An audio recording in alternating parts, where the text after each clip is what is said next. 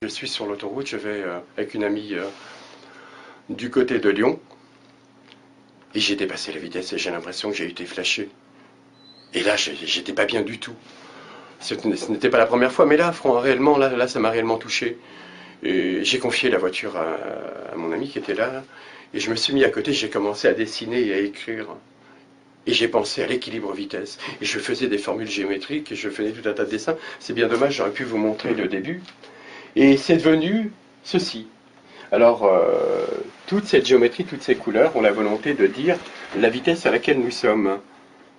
Ce concept a équipé BB1, le concept car Peugeot électrique.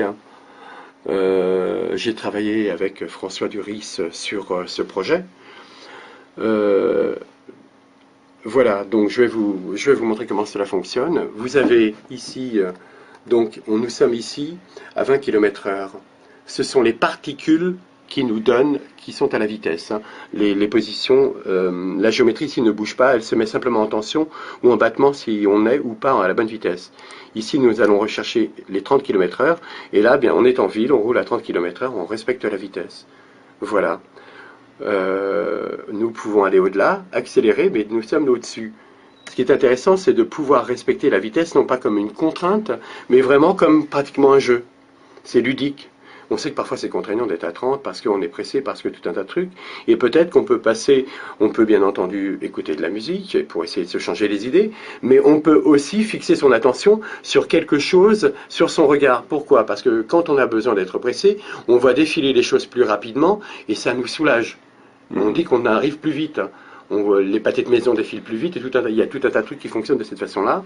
Et là, bien là, non, ben on va attirer notre regard sur quelque chose d'autre. Et peut-être qu'au-delà de la musique, eh ben, ça va occuper l'indécence et nous aider à nous tranquilliser.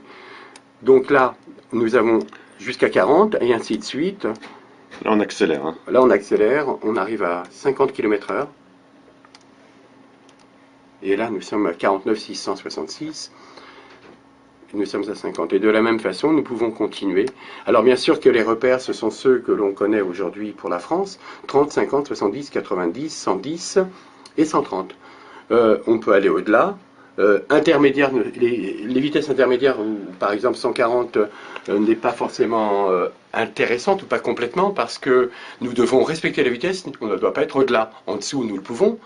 On sait quand on est à 140, et je peux vous le montrer, mais la volonté, c'est simplement de respecter la vitesse, non pas en se sentant se dire, voilà, je suis obligé de, mais bon, je la respecte et je joue avec. Souvent, on vit ça comme on le vit, on se sent peut-être parfois frustré, on sait que c'est une obligation, ça ne vient pas de nous, et d'obéir à cette règle, c'est pas toujours ce que l'on a envie de faire.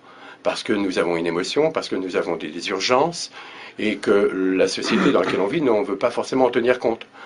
Et bien là, on a la volonté de vouloir aider celui qui est au volant.